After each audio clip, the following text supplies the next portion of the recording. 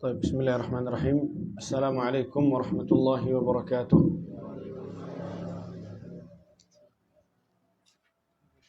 الحمد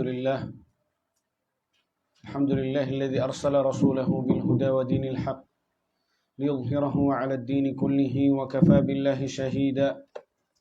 أشهد أن لا إله إلا الله وحده لا شريك له إقرارا به وتوحيدا، وأشهد أن محمدا عبده ورسوله لا نبي ولا رسول بعده. أما بعد. Alhamdulillah ikhwah sekalian, kita kembali dipertemukan oleh Allah Subhanahu wa taala dalam keadaan sehat walafiat, dan hal tersebut merupakan kenikmatan yang besar, karunia yang agung yang Allah Subhanahu wa taala berikan kepada kita. Allah Subhanahu wa taala juga menjadikan kita hamba-hambanya yang kemudian meluangkan waktu untuk mempelajari agama Allah Subhanahu wa taala. Semoga Allah Subhanahu wa taala mengajarkan kepada kita ilmu-ilmu yang bermanfaat. Allahumma amin. Ikhwah sekalian yang dimuliakan oleh Allah Subhanahu wa taala, kita lanjutkan kajian kita dan kita sampai pada al-aslu ats-tsalits, yaitu pokok ketiga yang wajib seorang muslim mengetahuinya, yaitu mengenal Nabi Muhammad sallallahu alaihi wasallam. Baik. Mengenal Nabi alaihi salatu wassalam dengan beberapa hal. Ya. Mengenal Nabi sallallahu alaihi wasallam dengan beberapa hal. Yang pertama, ma'rifatuhu nasaban, yaitu mengenal nasabnya Nabi sallallahu alaihi wasallam, bahwasannya nasab beliau adalah nasab yang paling mulia. Beliau adalah orang dari keturunan Quraisy, kemudian dari keturunan Hashim. Ya. Maka beliau adalah orang yang paling mulia nasabnya. Kemudian mengenal Nabi Shallallahu Alaihi Wasallam yang kedua, yaitu mengenal tempat kelahirannya dan mengenal umurnya Rasulullah sallallahu alaihi wasallam. Bahwasannya Nabi sallallahu alaihi wasallam dilahirkan di kota mana? Di kota Mekkah. Dan umur beliau tatkala wafat adalah 63 tahun. 63 tahun. Baik.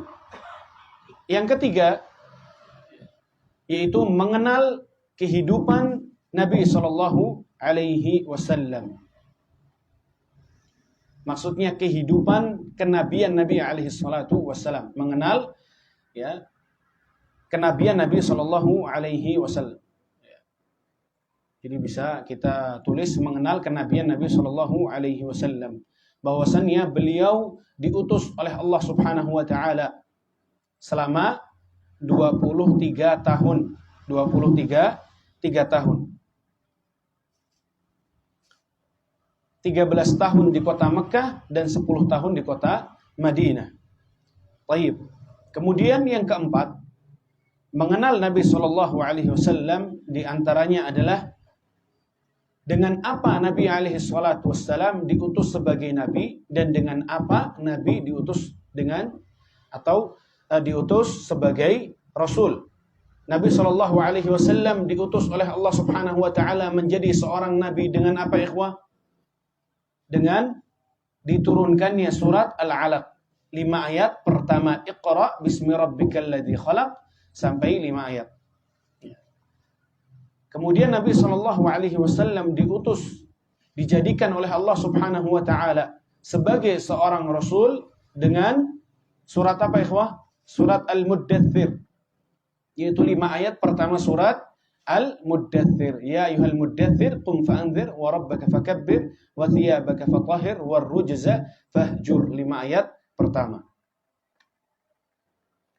Baik. Kemudian yang kelima,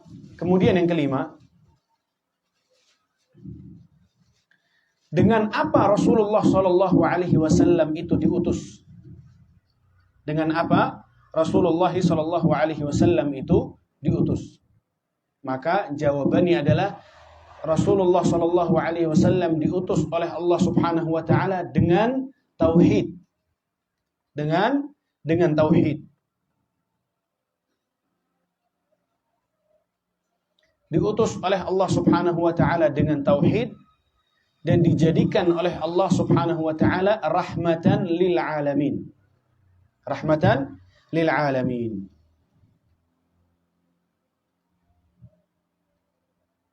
Baik. Para ulama membedakan antara nabi dengan rasul. Para ulama berijtihad bahwasannya perbedaan nabi dengan rasul adalah kalau nabi diberi wahyu oleh Allah Subhanahu wa taala dengan syariat, akan tetapi tidak diperintahkan untuk menyampaikan syariat tersebut. Tidak diperintahkan untuk menyampaikannya. Dan juga seorang nabi itu diutus oleh Allah Subhanahu wa taala untuk menyampaikan syariat nabi yang sebelumnya. Untuk menyampaikan syariat nabi yang sebelumnya. Adapun Rasul adalah seorang yang diutus, diberi wahyu oleh Allah Subhanahu wa taala dengan syariat dan diperintahkan untuk menyampaikan syariat tersebut. Dan diperintahkan untuk menyampaikan syariat tersebut. Maka setiap rasul itu adalah seorang nabi, akan tetapi tidak setiap nabi ia adalah seorang rasul.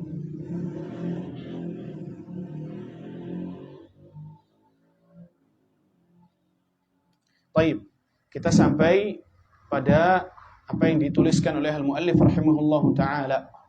Beliau mengatakan ba'athahu Allahu bin-nidharati 'anis syirki. Ba'athahu Allahu bin-nidharati 'anis syirki. Yaitu Nabi sallallahu alaihi wasallam diutus oleh Allah Subhanahu wa taala untuk memperingatkan manusia dari kesyirikan kepada Allah Subhanahu wa taala.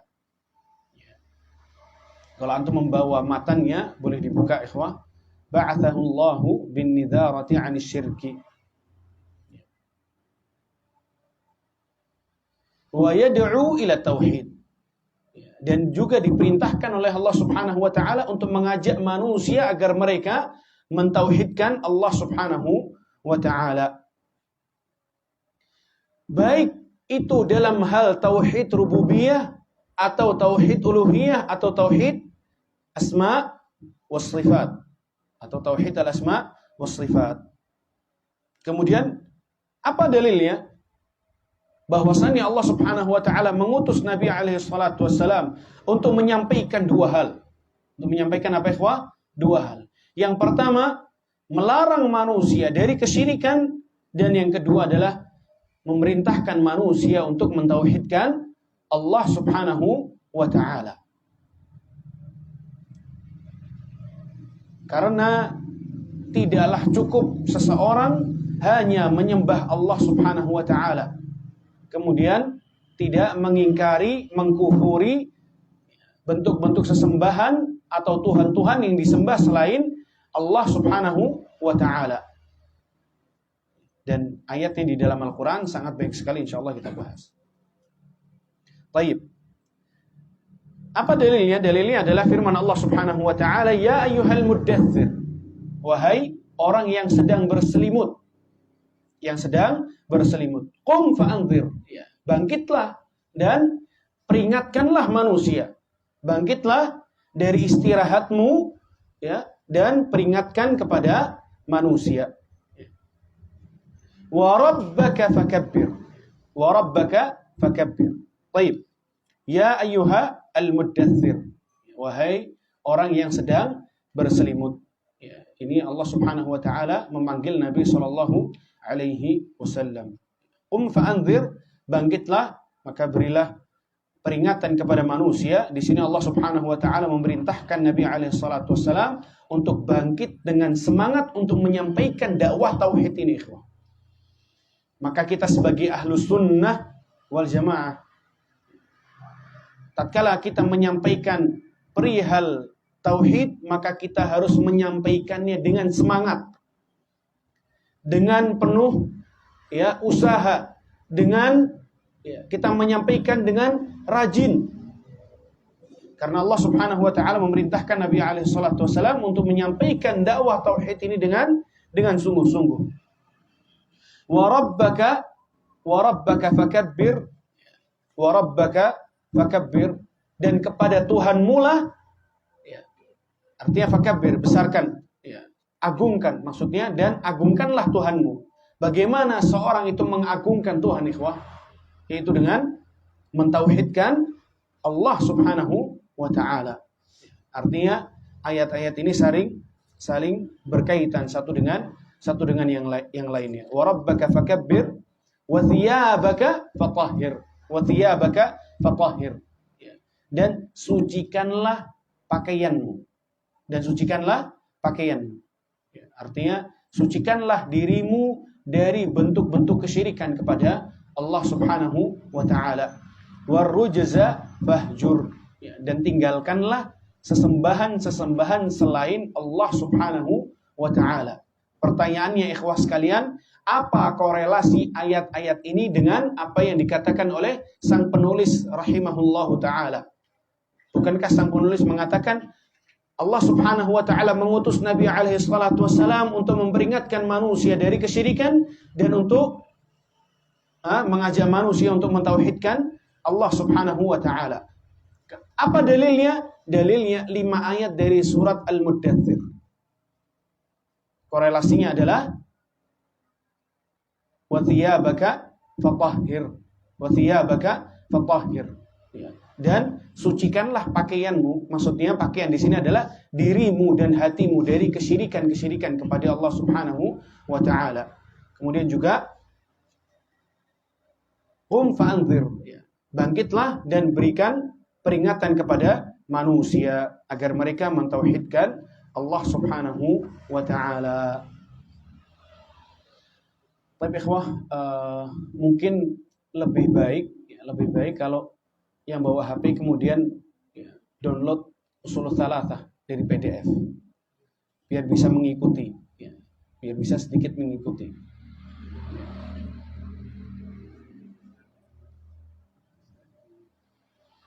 Mungkin yang punya PDF-nya bisa di-share ke grup.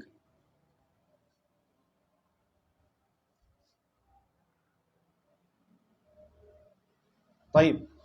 Kemudian al-muallif rahimahullahu taala mengatakan, wa ma'na qum fa'anzir, wa ma'na qum fa'anzir, bangkitlah dan berikanlah peringatan kepada manusia. Maknanya adalah yunziru 'anis syirki wa yad'u ila tauhid. Peringatan yang dimaksud oleh Allah Subhanahu wa taala agar Nabi alaihi salatu wassalam memperingatkan manusia dari kesyirikan dan memerintahkan manusia untuk mentauhidkan Allah Subhanahu wa taala. Untuk mentauhidkan Allah Subhanahu wa taala. Baik. Wa rabbaka fakabbir. Wa rabbaka fakabbir. Apa maknanya wa rabbaka fakabbir? Dan agungkanlah Tuhanmu, maknanya adalah azimhu bitauhid. Azimhu bitauhid, yaitu besarkanlah Allah, agungkanlah Allah dengan mentauhidkannya. Dengan mentauhidkannya. Maka seorang muslim tatkala murni ketauhidannya kepada Allah Subhanahu wa taala, maka hakikatnya ia mengagungkan Allah Azza wa Jalla. Maka ia telah mengagungkan Allah Subhanahu wa taala. Ia telah mendudukkan Allah Subhanahu wa taala pada kedudukan yang semestinya, yaitu tidak ada sesembahan yang berhak disembah kecuali siapa? Allah Subhanahu wa taala. Wal 'aksu sahih ya syabab. Dan lawannya merupakan satu hal yang salah. Maksudnya, orang yang tidak mentauhidkan Allah Subhanahu wa taala, melakukan ritual-ritual kesyirikan, maka pada hakikatnya ia adalah orang yang tidak mengagungkan siapa? Allah Subhanahu wa taala. Ia tidak mendudukkan Allah pada kedudukan yang semestinya. Di antaranya, kita mungkin bisa kasih contoh ikhwah, orang di antara perbuatan syirik apa kira-kira? memakai jimat misalnya. Memakai apa? Memakai jimat. Subhanallah, orang yang memakai jimat ini tidak faham bahwasannya Allah Subhanahu wa taala yang menguasai alam semesta, yang mengatur alam semesta, yang menciptakan semua yang ada di alam semesta ini. Kemudian ia bukan bertawakal kepada Allah, bukan bersandar kepada Allah Azza wa Jalla, akan tetapi bersandar kepada satu hal yang merupakan kesyirikan kepada Allah Subhanahu wa taala. Bersandar kepada satu hal yang merupakan satu hal yang sangat lemah sekali. Apa di antaranya? Di antaranya orang-orang yang bersandar kepada syaitan. Yang mana Allah Subhanahu wa taala mengatakan setan ini adalah makhluk yang sangat lemah. Kemudian juga di antara contoh yang lain apa ikhwah? Ya. Meminta berkah. Meminta berkah kepada selain Allah Subhanahu wa taala. Di dalam Al-Qur'an Allah Subhanahu wa taala berulang kali mengatakan bahwasannya keberkahan itu datangnya dari siapa? Dari Allah Subhanahu wa taala. Akan tetapi masih sangat banyak kaum muslimin yang meminta keberkahan tidak kepada Allah Subhanahu wa taala. Meminta keberkahan dari manusia. Yang mana manusia ini sifatnya adalah fakir kata Allah. Makhluk yang maha membutuhkan. Makhluk yang maha kasihan manusia itu. Kalau seandainya manusia mampu memberikan keberkahan, maka yang pertama kali diberikan oleh manusia keberkahan itu siapa? Dirinya sendiri. Betul tidak, ikhwah? Apa artinya keberkahan? Apa artinya berkah? Berkah itu artinya kebaikan. Dan kebaikan kalau dijabarkan maka banyak luas artinya. Di antaranya apa? Kesehatan. Sehat bukankah kebaikan? Rizki bukankah kebaikan? Kemudian apa lagi? Keluarga yang sakinah, mawaddah, warahmah. Kemudian mendapatkan keturunan, bukankah kebaikan? Kalau seandainya orang saleh itu mampu memberikan kebaikan, maka pertama kali yang ia berikan siapa? Dirinya sendiri, bukan orang lain.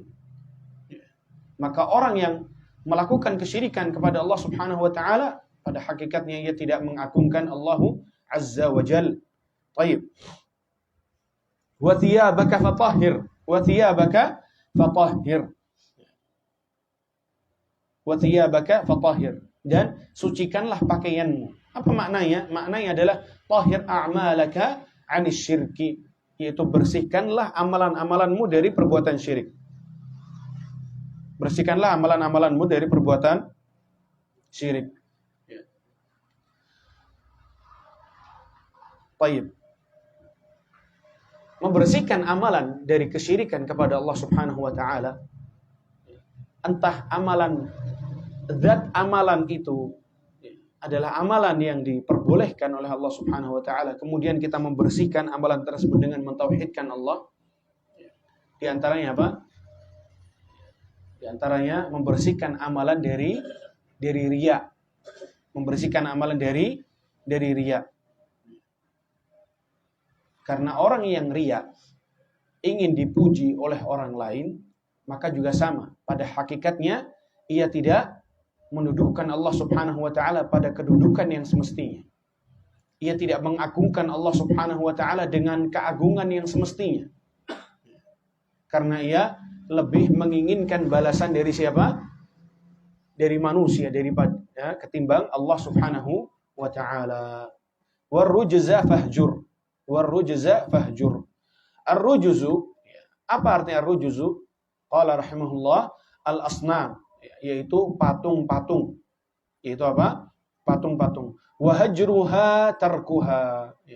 Dan menghajar patung-patung itu caranya dengan meninggalkannya. Caranya dengan meninggalkannya. Wal bara'atu minha wa ahliha.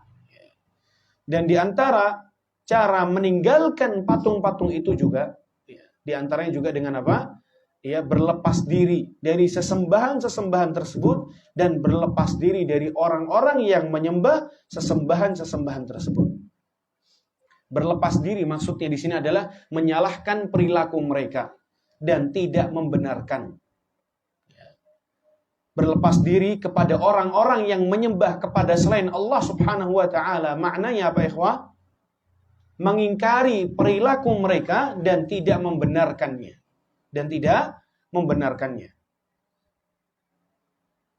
Dan ini yang sering kali saudara-saudara kita menyalahartikan antara toleransi di dalam beragama dengan toleransi di antara manusia.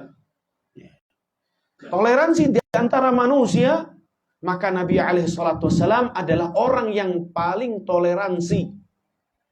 Bukankah Nabi SAW pernah menjenguk orang Yahudi? Nabi SAW berbuat baik kepada orang-orang musyrikin. Kalau ini kita boleh toleransi. Dan Allah Subhanahu wa taala mengatakan di dalam Al-Qur'an, di dalam surat Al-Mumtahanah atau Al-Mumtahinah, la yanhaakumullahu 'anil ladzina lam yuqatilukum fid din. Allah Subhanahu wa taala tidak melarang kalian untuk berbuat baik kepada orang-orang yang tidak memerangi kalian. Selama orang itu tidak memerangi kita, maka kita harus berbuat baik kepada mereka. Contohnya kita memiliki tetangga yang bukan Islam, maka kita juga wajib berbuat baik kepada tetangga tersebut. Dan bahkan dilarang, diharamkan oleh Islam kita mengganggunya. Diharamkan, dilarang oleh Islam, kemudian kita menzalimi tetangga kita. Akan tetapi apabila toleransi terkait al-haq dan al-batil, maka al-batil tidak ada toleransinya, ikhwah sekalian. Yang hak kita katakan hak, yang batil kita katakan batil. Yang batil kita katakan batil. Artinya yang batil tidak boleh dibenarkan. Contohnya orang melakukan kesyirikan. Karena toleransinya kebablasan, kemudian ia mengatakan apa? Bahwa kesyirikan ini boleh di dalam Islam. Ini satu hal yang keliru, satu hal yang salah. Baik. Kalau seandainya toleransi dalam hal al-haq dan al-batil, maka ya, kalau pintu ini dibuka, maka manusia akan bermudah-mudahan. Akan apa? Akan bermudah-mudahan. Ya. Baik. Qala rahimahullah, akhadha ala hadha 10 sinin yad'u ila tauhid. Dan Nabi SAW 10 tahun mengajak manusia untuk mentauhidkan Allah Subhanahu wa taala. Akhadha ala hadha 10 sinin. 10 tahun di kota Makkah, Nabi SAW hanya mendakwahkan apa? Tauhid kepada Allah Subhanahu wa taala. Belum diturunkan kepada manusia di saat itu syariat-syariat kecuali tauhid, kecuali agar mereka mentauhidkan Allah Subhanahu wa taala. Ini menunjukkan bahwasannya apabila tauhid seseorang itu benar, maka apabila tatkala datang kepadanya amalan-amalan, ketaatan-ketaatan, maka ia akan lebih bisa menjadi hamba yang baik. Ya. Bisa lebih menjadi hamba yang taat kepada Allah Subhanahu wa taala. Maka ini di antara bentuk pentingnya seorang mendakwahkan tauhid kepada manusia. Baik. Wa ba'da al-'ashri 'urija bihi ila as-sama'. Wa ba'da al-'ashri 'urija bihi ila as-sama'. Dan setelah 10 tahun mendakwahkan tauhid di kota Makkah, kemudian Allah Subhanahu wa taala mengangkat Nabi alaihi salatu wasalam ke langit. Ya. Kemana? Ke langit. Sebagaimana Allah Subhanahu wa taala mengatakan, ta'rujul malaikatu war-ruhu fiha. Ta'rujul malaikatu war-ruhu fiha. Yaitu Nabi alaihi salatu wasalam diangkat oleh siapa, ikhwah? Oleh malaikat Jibril alaihi salam. Oleh malaikat Jibril. Ya. Baik. Sebelum diangkat oleh Allah Subhanahu wa taala, artinya kejadian ini yang biasa kita kenal dengan kejadian apa? Isra Mi'raj. Isra Mi'raj, yaitu Isra diperjalankannya Nabi alaihi salatu wasallam dari kota Makkah menuju Baitul Maqdis. Menuju Baitul Maqdis. Sampainya di Baitul Maqdis, Nabi alaihi salatu wasallam melihat Jibril. Di dalam hadis disebutkan kalhils. Nabi SAW melihat Jibril alaihissalam seperti kain yang kusut karena takutnya dia kepada Allah Subhanahu wa taala. Yang mana kita tahu bahwasannya Jibril memiliki 600 sayap. Yang satu sayapnya apabila dibuka, dibentangkan satu sayapnya, bukan 2 sayap, ikhwah. Satu sayapnya dibuka, maka akan tertutup timur dan barat. Oleh karena tatkala Nabi SAW meminta kepada Jibril untuk diperlihatkan wujud aslinya, Jibril tidak memperlihatkan wujud aslinya di dunia, akan tetapi di luar, ya, di luar bumi. Agar apa? Agar cukup, ya, agar Jibril cukup memperlihatkan wujud aslinya kepada Nabi SAW. Akan tetapi karena takutnya kepada Allah Subhanahu Wa Taala, sampai kata Nabi SAW seperti pakaian yang kusut. Subhanallahil azim. Intinya sampai ya Nabi SAW di Baitul Maqdis, Nabi SAW shalla imaman bil anbiya, salat menjadi imam untuk para nabi. Ya, ini menunjukkan keutamaan atau kemuliaan Nabi SAW, sehingga Nabi SAW menjadi imamnya para nabi. Ya. Kemudian setelah salat di Baitul Maqdis menjadi imamnya para nabi, Nabi SAW diangkat oleh malaikat Jibril. Yang diangkat bukan rohnya saja ikhwah, akan tapi juga beserta jasadnya. Diangkat oleh malaikat Jibril sampai di langit dunia, sampai di langit bumi gitu ya. Ila sama'id dunya, langit dunia. Fastaftaha faqila man hadha. Kemudian Jibril meminta agar dibukakan pintu langit dunia. Kemudian dikatakan oleh penjaga langit dunia tersebut, siapa ini? Kemudian Jibril mengatakan Muhammad. Bersamaku adalah Muhammad. Kata penjaga langit dunia itu, apakah telah diutus Muhammad itu? Apakah Muhammad telah dijadikan seorang nabi? Kata Jibril, iya. Maka dibukakanlah pintu dunia, ya. Kemudian dipersilahkan masuk. Ya. Kemudian langit dunia itu adalah langit pertama, ya. Langit dunia adalah langit pertama. Kemudian Nabi SAW menjumpai yang pertama Adam alaihissalam. Yang pertama Adam alaihissalam. Kata Jibril, hadza abuka, ini adalah bapakmu wahai Muhammad. Kemudian kata Nabi Adam alaihissalam, marhaban bil ibni as-salih wan nabiy as-salih. Marhaban bil ibni as-salih wan nabiy as-salih. Selamat datang, ya, wahai anak yang saleh dan nabi yang saleh. Kemudian diangkat lagi oleh Jibril ke langit yang kedua, kemudian bertemu dengan Yahya dan Isa alaihimassalam. Kemudian keduanya mengatakan sama yang dikatakan oleh Nabi Adam alaihissalam. Kemudian diangkat ke langit ketiga. Kemudian penjaga langit ketiga itu bertanya, siapa? Kemudian Jibril menjawab Muhammad. Kemudian dibuka oleh penjaga langit ketiga, kemudian melihat Nabi Yusuf alaihissalam. Kemudian langit keempat melihat Jibril, melihat Idris. Kemudian langit yang kelima melihat Harun ibn Imran. Siapa itu Harun ikhwah? Saudaranya Nabi Musa. Kemudian langit keenam melihat Nabi Musa alaihissalam. Setelah melewati Nabi Musa pun menangis. Kemudian dikatakan kepada Nabi Musa, mengapa engkau menangis? Kata Nabi Musa, aku menangis karena umatnya Muhammad lebih banyak yang memasuki surga daripada umatku. Daripada umatku.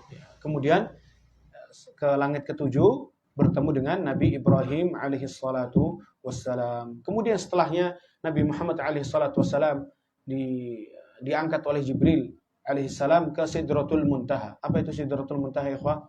Tempat ibadahnya para malaikat di langit ketujuh.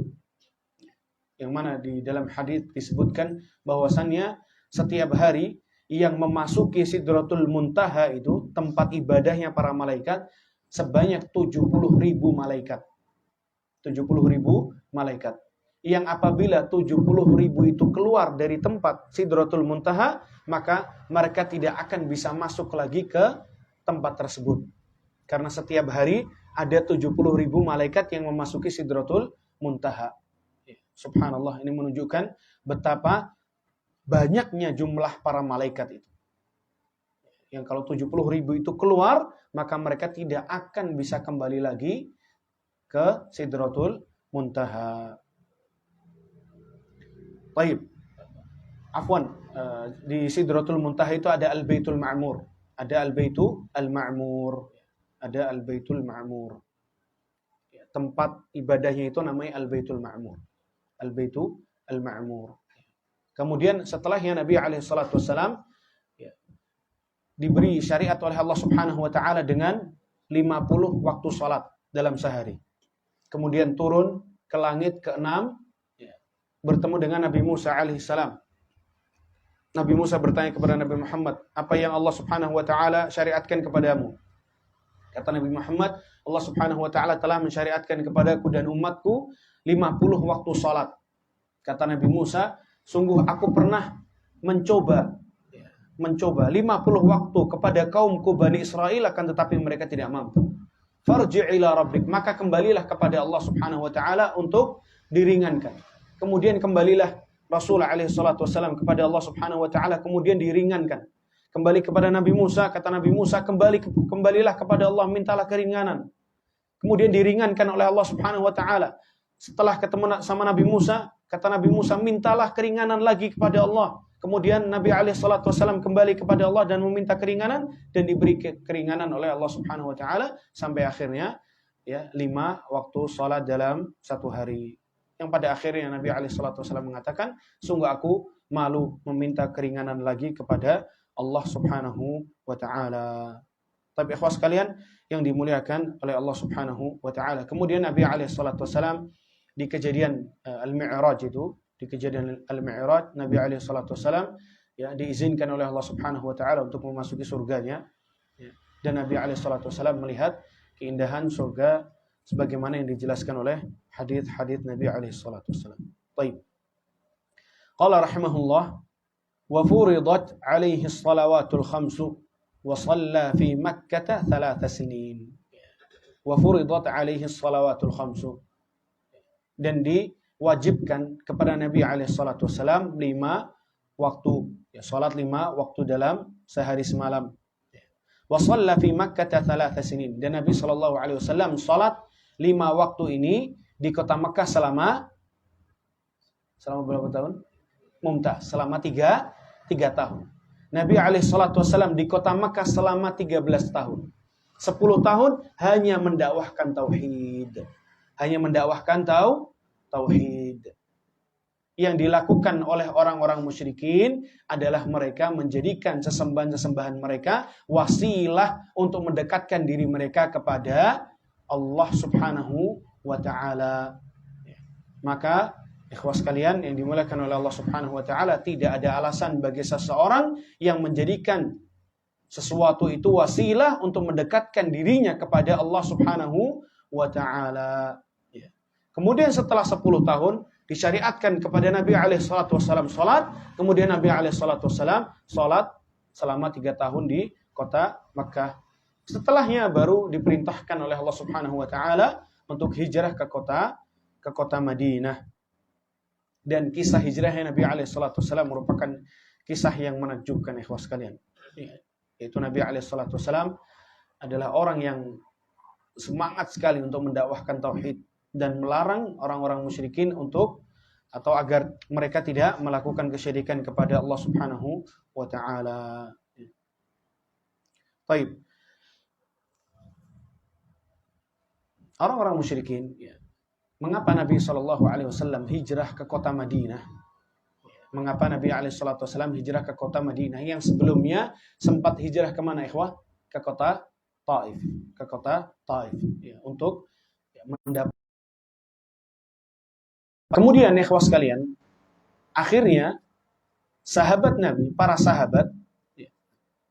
sahabat karena mereka mendapatkan gangguan, siksaan yang begitu luar biasa dari orang-orang musyrikin, dari petinggi-petinggi kufar Quraisy, akhirnya mereka diperintahkan oleh Nabi Shallallahu Alaihi Wasallam untuk hijrah ke kota Madinah. Yang karena hijrahnya para sahabat ini, petinggi-petinggi Quraisy, Abu Jahal dan yang lainnya, mereka berkumpul, kemudian mereka bermusyawarah. Mereka mengatakan kalau seandainya para sahabat-sahabat Muhammad ini hijrah ke kota Madinah, maka mereka akan mengumpulkan kekuatan. Kalau mereka kuat, maka mereka akan memerangi kita. Akhirnya mereka mengatakan, sungguh kita tidak ada solusi kecuali membunuh siapa? Muhammad sallallahu alaihi wasallam. Dan mereka berkumpul di tempat yang disebut dengan Darun Nadwah. Daru An-Nadwah, petinggi-petinggi Quraisy itu. Dan promotornya siapa? Abu Jahal. Promotornya siapa? Abu Jahal. Kemudian setelah mereka bermusyawarah, kemudian mereka ingin membunuh Nabi SAW. Allah Subhanahu wa taala memberitahu Nabi bahwasannya mereka sedang membuat makar yang mana mereka akan membunuh Nabi SAW. Baik. Dari kisah ini ikhwah sekalian, kita tahu bahwasannya pada dasarnya Nabi SAW tidak mengetahui perkara yang gaib. Sahih? Betul atau tidak ikhwah? Kecuali apa yang diwahyukan oleh Allah Subhanahu wa taala. Kalau dikatakan pada dasarnya Nabi SAW mengetahui hal yang gaib, maka tidak perlu wahyu dari siapa? Allah Subhanahu wa taala. Dari awal Abu Jahal itu mengumpulkan petinggi-petinggi al-musyrikin, dari situ Nabi SAW sudah tahu. Kan tapi tidak tahu dan kemudian diberi wahyu oleh Allah Subhanahu wa taala. Akan tapi subhanallah ikhwah, meskipun Nabi SAW sudah diberitahu oleh Allah Subhanahu wa taala bahwasannya orang-orang musyrikin sedang membuat makar untuk membunuh Nabi SAW, Nabi SAW tidak serta-merta langsung hijrah ke kota Madinah. Menunggu perintah dari siapa? Allah Subhanahu wa taala. Menunggu perintah dari Allah Subhanahu wa taala. Sampai Nabi SAW diperintahkan oleh Allah untuk hijrah, kemudian Nabi mengatakan kepada Abu Bakar, dan tatkala itu Abu Bakar sedang di rumahnya Nabi bersama Aisyah radhiyallahu anha. Kata Nabi, "Al-hijratu ya Abu Bakar." Ayo kita hijrah. Aku telah diperintahkan, aku telah diizinkan oleh Allah Subhanahu wa taala untuk hijrah ke kota Madinah. Kata Abu Bakar, "As-suhbah ya Rasulullah." Aku yang akan menjadi temanmu untuk hijrah ke kota Madinah. Kisahnya sangat panjang dan sangat bagus sekali. Baik, kita lanjutkan. Wal hijratu, wal hijratu. Apa artinya hijrah? Qala al-mu'allif rahimahullah, wal hijratu al-intiqalu min baladil syirki ila baladil Islam. Al-intiqalu min baladil syirki ila baladil Islam, yaitu perpindahan dari negeri kesyirikan menuju negeri Islam. Baik, al-hijrah, hijrah definisinya secara bahasa artinya adalah meninggalkan. Meninggalkan.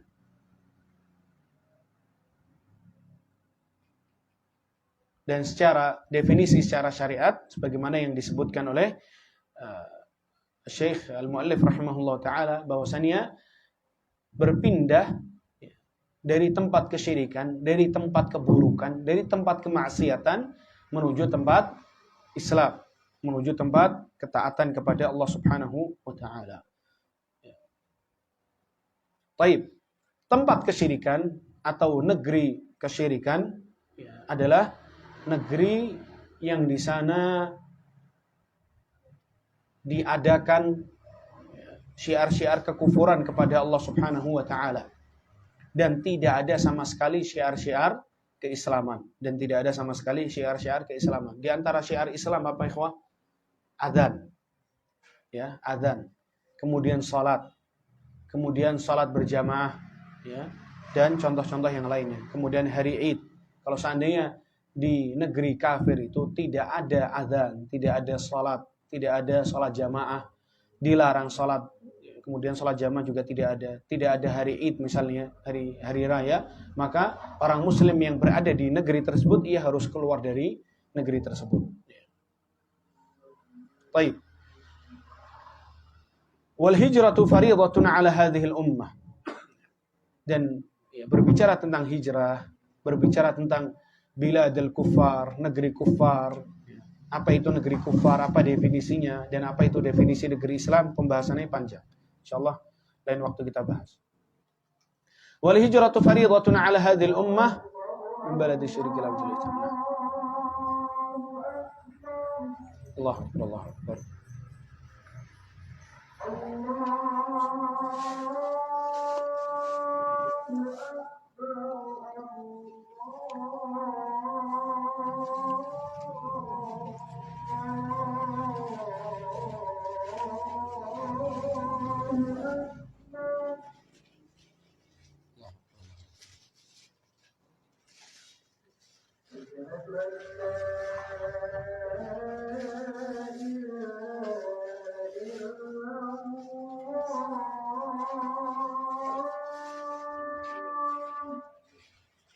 أشهد أن لا إله إلا الله.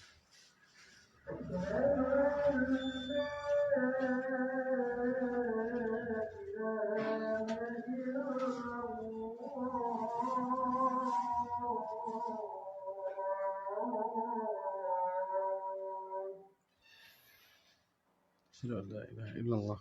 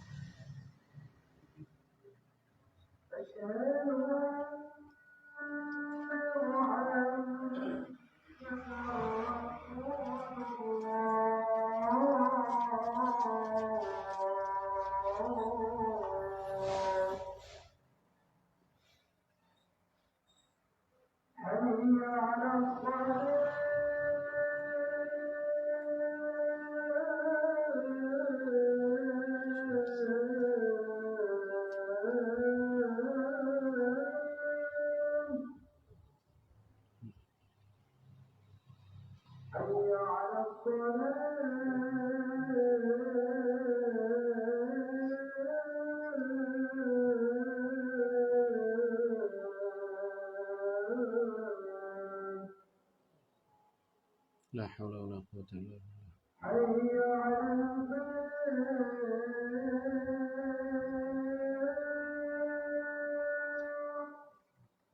لا حول ولا قوة إلا بالله.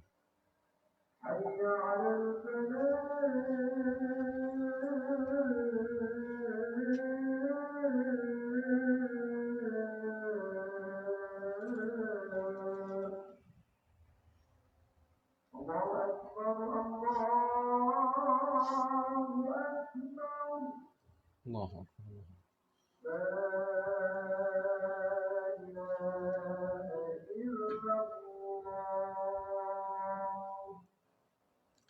لا إله إلا الله صلى الله عليه وسلم وزيد بارك الله عليه ورحمة الله وبركاته.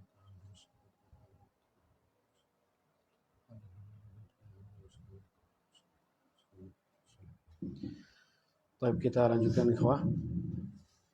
Sang penulis mengatakan rahimahullah, wal hijratu fariidatun ala hadhil ummati min baladil syirki ila baladil islam. Dan hukum hijrah dari negeri yang penuh kesyirikan menuju negeri Islam, hukumnya adalah wajib atas umat Muhammad sallallahu alaihi wasallam. Hijrah hukumnya wajib selama seorang tidak bisa menghidupkan syiar-syiar Islam.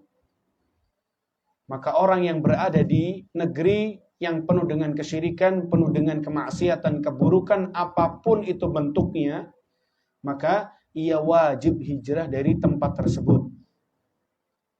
Selama ia tidak bisa menghidupkan syiar-syiar Islam.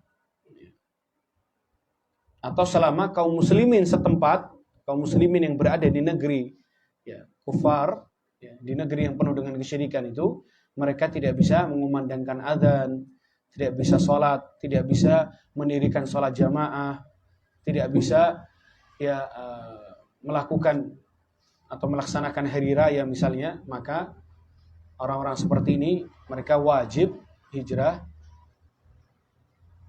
dari tempat itu menuju tempat yang mereka bisa mendirikan syariat-syariat Islam. Baik, atau syiar-syiar Islam. Wa hiya baqiyatun ila an taqumas saa'ah. Wa hiya baqiyatun ila an taqumas saa'ah. Dan syariat hijrah ini akan tetap ada sampai hari kiamat. Syariat hijrah ini ikhwah akan tetap ada sampai kapan? Sampai hari kiamat. Jadi yang hijrah bukan hanya Nabi SAW. Siapapun dari umat Muhammad SAW yang susah untuk menghidupkan syiar-syiar Islam, maka ia wajib hijrah dari tempat tersebut menuju tempat yang lebih baik. Apa dalilnya? Dalilnya adalah firman Allah Subhanahu wa taala, yang mana Allah Tabaraka wa taala mencela orang yang tidak hijrah dari tempat yang banyak kekufuran, tempat yang di sana dihidupkan kesyirikan-kesyirikan sehingga ia tidak mampu, tidak bisa mendirikan syiar-syiar Islam, dicela oleh Allah Subhanahu wa taala di dalam surat An-Nisa. Allah Subhanahu wa taala mengatakan, innal ladzina tawaffahumul malaikatu zalimi anfusihim. Sungguhnya orang-orang yang diwafatkan oleh malaikat, yang mana mereka menzalimi diri mereka sendiri. Qalu fima kuntum, menzalimi diri mereka di sini maksudnya mereka menzalimi diri mereka karena mereka tidak mau hijrah dari tempat mereka menuju tempat yang lebih baik, sehingga mereka bisa menghidupkan syiar-syiar Islam. Dikatakan kepada mereka, qalu fima kuntum, mengapa kalian tidak mau hijrah? Mereka mengatakan, mereka menjawab, kunna mustad'afina fil ard. Kunna mustad'afina fil ard. Kami dahulu adalah orang-orang yang ditindas. Qalu alam takun ardullahi wasi'ah fatuhajiru fiha. Para malaikat mengatakan, bukankah bumi Allah ini sangat luas? Kemudian kalian hijrah dari tempat yang buruk menuju tempat yang lebih baik. Faulaika ma'wahum jahannam wa sa'at masira, kata Allah. Maka tempat mereka orang-orang yang tidak mau hijrah dari tempat yang buruk sehingga mereka tidak mau menghidupkan syiar-syiar Islam, tempat mereka adalah nerakanya Allah, wa sa'at masira. Dan neraka adalah tempat yang paling buruk. Illal mustad'afina minar rijal, kecuali orang-orang yang lemah tidak mampu hijrah. Kecuali orang-orang yang tidak mampu hijrah. Tidak mampu di sini maksudnya tidak mampu dalam hal materi, juga tidak mampu dalam hal kesehatannya. Baik itu dari kaum laki-laki maupun dari kaum wanita maupun dari anak-anak kecil. La yastati'una hilatan wa la yahtaduna sabila. Fa ulaika 'asallahu an ya'fu 'anhum wa kana Allahu 'afuwan ghafura. Mereka yang tidak mampu hijrah, semoga Allah Subhanahu wa taala mengampuni mereka, dan Allah Subhanahu wa taala adalah Zat yang Maha Pengampun. Tapi ikhwas sekalian yang dimuliakan oleh Allah Subhanahu wa taala, intinya orang yang tidak mampu menghidupkan syiar-syiar Islam, tidak mampu menampakkan keislamannya dengan salat atau dengan syiar-syiar yang lain, maka ia wajib hijrah dari tempatnya menuju tempat yang lebih baik. Baik, insyaallah kita cukupkan, kita lanjutkan setelah salat insyaallah. Wa sallallahu wasallam wa baraka ala nabiyyina Muhammadin wa ala alihi wa sahbihi ajma'in.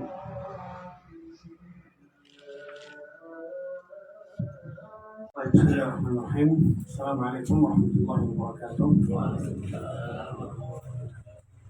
Alhamdulillah wa kafa, wassalatu wassalamu ala Rasulillah Mustafa, amma ba'd. Kita lanjutkan ikhwah. Kita sampai pada apa yang dituliskan oleh al-muallif dan penulis rahimahullah ta'ala. Faqala, beliau mengatakan wa qawluhu ta'ala,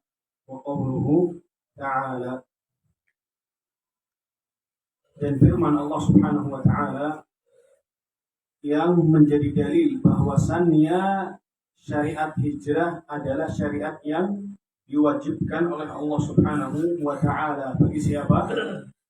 Bagi orang-orang yang tidak mampu menampakkan syiar-syiar Islamnya. Dalil yang pertama, dalil apa?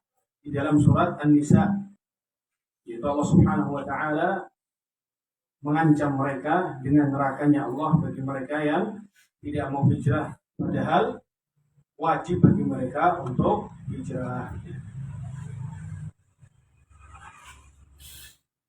Dan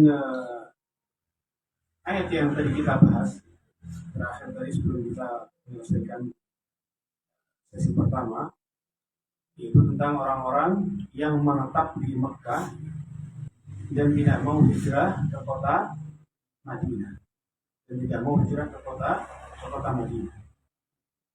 Qauluhu ta'ala, dan dalil yang lain yang menunjukkan wajibnya hijrah, yaitu firman Allah Subhanahu wa taala di dalam surat Al-Ankabut, Ya ibadiyalladzina amanu inna ardi wasi'atun fa iyaya fa'budun. Ya ibadiyalladzina amanu, wahai hamba-hambaku yang beriman, inna ardi wasi'atun, sesungguhnya bumiku itu luas, fa iyaya fa'budun, maka kepada pula kalian menyembah. Apa korelasinya ikhwah? Maka kepada pula kalian menyembah, maksudnya apa? Maka sembahlah aku diantaranya dengan hijrah.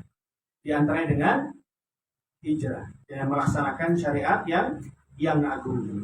Maka taatlah kepadaku dengan kalian hijrah meninggalkan negeri yang penuh dengan kesyirikan sehingga kalian tidak mampu menampakkan syiar-syiar Islam kepada negeri yang kalian mampu, kemudian kalian menampakkan syariat-syariat Islam. Insyaallah bisa dipahami ya. Dipahami ya. Baik. Kenapa ana jelaskan apa korelasi ayat penutup ayat ini dengan dengan pembahasan yang dibahas oleh al-muallif rahimahullah taala. Di dalam ayat ini Allah mengatakan apa? Inna ardi wasi'atun, sesungguhnya bumiku itu sangat luas. Allah Subhanahu wa taala sedang berbicara tentang syariat hijrah. Kemudian mengakhiri ayat ini dengan mengatakan apa? Fa iyaya fa'budun, maka kepadakulah kalian menyembah. Maka kepadakulah kalian melakukan ketaatan. Maksudnya melakukan ketaatan dengan melakukan hijrah, dengan melaksanakan syariat hijrah. Qala al-Baghawi rahimahullah, sabab nuzul hadhihi al-ayat fil muslimin alladziina fi Makkah lam yuhajiru. Ayat ini turun pada kaum muslimin yang mereka tetap menetap di kota Makkah dan mereka tidak berhijrah. Nadahumullahu bismil iman. Allah Subhanahu wa taala memanggil mereka dengan nama iman, dengan keimanan. Baik, Allah Subhanahu wa taala memperingatkan beberapa kaum muslimin yang menetap di kota Makkah dan tidak hijrah ke kota Madinah dengan ayat yang ini, dengan ayat di dalam surat Al-Ankabut dan bukan ayat yang berada di dalam surat An-Nisa. Baik. Wa dalilu 'ala al-hijrati min as-sunnah. Al-muallif rahimahullah taala, sang penulis, menyebutkan dua ayat tentang wajibnya hijrah. Kemudian beliau rahimahullah taala menyebutkan dalil wajibnya hijrah di dalam hadis Nabi sallallahu alaihi wasallam. Bahwasanya Nabi alaihi salatu wasallam mengatakan la tanqati'ul hijratu hatta tanqati'a at-taubatu. Bahwasanya syariat hijrah ini tidak akan putus, tidak akan gugur sampai terputusnya pintu taubat, sampai ditutupnya pintu taubat. Wala tanqati'u at-taubatu, dan pintu taubat itu tidak akan ditutup hatta tatlu'a asy-syamsu min maghribiha, sampai terbitnya matahari dari barat. Maksudnya syariat hijrah ini akan tetap ada sampai kapan? Sampai hari kiamat. Akan tetap wajib syariat hijrah ini sampai matahari itu terbit dari arah barat. Baik. Kemudian di sini Syekh menjelaskan tentang bagaimana dengan seorang muslim yang pergi ke negeri kafir. Pembahasannya sangat panjang.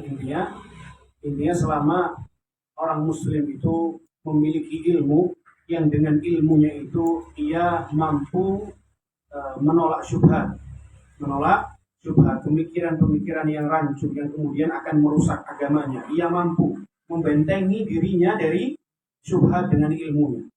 Yang kedua, apabila ia memiliki agama yang kuat, yang kemudian dengan kuatnya agama orang tersebut ia bisa menjauhi dari perbuatan-perbuatan maksiat, dari syahwat. Kemudian yang ketiga, apabila benar-benar dibutuhkan. Contohnya di negara Islam tidak ada ilmu A kecuali apabila dipelajari di negara B, yang mana negara B ini adalah negara kafir. Maka boleh institusi negara mengutus seseorang kemudian mempelajari ilmu tersebut. Jadi boleh. Intinya 3 syarat itu. Apabila salah satu dari syarat ini gugur, maka orang dilarang untuk pergi ke negara kafir. Qala rahimahullah, falamma istaqarra bil madinati amara bi baqiyati syara'i'il islami. Tatkala Nabi sallallahu alaihi wasallam sudah menetap di kota Madinah, maka Allah Subhanahu wa taala mensyariatkan kepadanya syariat-syariat Islam selain syariat salat. Perintah-perintah selain perintah salat. Allah Subhanahu wa taala menurunkan perintah salat di mana? Di mana? Mumtaz, di Mekah. Dan perintah-perintah yang lain, syariat-syariat Islam yang lainnya, Allah Subhanahu wa taala turunkan kepada Nabi alaihi salatu wasallam di kota Madinah. Mithlu zakati was shaumi, seperti syariat zakat, syariat puasa di bulan Ramadan, kemudian syariat haji, ya, kemudian jihad, termasuk syariat adzan, kemudian syariat amar ma'ruf nahi munkar, ya, dan yang lainnya, dan yang lainnya. Baik. Nah, syariat zakat itu diwajibkan oleh Allah Subhanahu wa taala ketika Nabi alaihi salatu wasallam berada di kota Madinah. Akan tapi sebagian ulama mengatakan bahwasannya syariat zakat itu Allah Subhanahu wa taala turunkan di kota Makkah, akan tetapi rinciannya itu Allah Subhanahu wa taala berikan kepada Nabi alaihi salatu wasallam ketika beliau berada di kota Madinah. Rinciannya itu seperti apa? Seperti kapan orang itu wajib mengeluarkan zakat. Tatkala hartanya mencapai nisab misalnya. Mencapai nisab. Tatkala seorang memiliki emas sebanyak 85 gram misalnya. Nah, rincian-rincian itu Allah Subhanahu wa taala rinci tatkala Nabi berada di kota Madinah. Ada yang berpendapat seperti ini. Ada juga yang berpendapat bahwasanya syariat zakat dari awal disyariatkan ya tatkala Nabi berada di kota Madinah. Kemudian juga diantaranya siapa yang berhak mendapatkan zakat. Sebagian ulama mengatakan bahwasanya rincian itu dirinci oleh Allah Subhanahu wa taala ketika Nabi berada di kota Madinah. Baik. Kemudian diantaranya adalah syariat adzan. Kemudian salat berjamaah. Itu Allah Subhanahu wa taala memberikan syariat salat berjamaah, syariat adzan tatkala Nabi SAW di kota Madinah, dan itu pada tahun kedua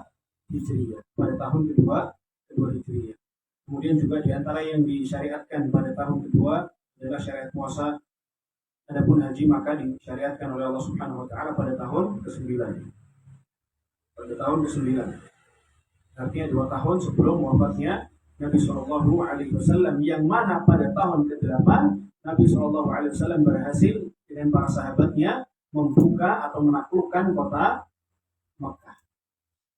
Tahun 8 Nabi SAW menaklukkan kota Mekah, kemudian tahun ke-9-nya baru diwajibkan syariat haji. Baik. Allah rahimahullah berkata sang penulis rahimahullah taala, akhadha ala hadha 10 sinin wa ba'daha tuwfiya salawatullah wa salamuhu alaihi. Dan Nabi SAW menyampaikan syariat-syariat selama di kota Madinah selama 10 tahun, kemudian setelahnya beliau sallallahu alaihi wasallam wafat. Dan Nabi sallallahu alaihi wasallam wafat karena sakit. Dan dimulainya sakitnya Nabi sallallahu alaihi wasallam di akhir-akhir bulan Safar sampai di awal-awal bulan Rabiul Awwal. Kapan Nabi sallallahu alaihi wasallam wafat? Kapan Nabi sallallahu alaihi wasallam itu wafat? Tanggal 12 atau 13 Rabiul Awwal. 12 atau 13 Rabiul Awwal. Kalau tanggal wafatnya Nabi sallallahu alaihi wasallam, maka tidak ada perselisihan di antara sejarawan. Tidak ada perselisihan di antara ahlu tarikh, tidak ada perselisihan di antara para ulama. Kalau enggak 12 ya 13.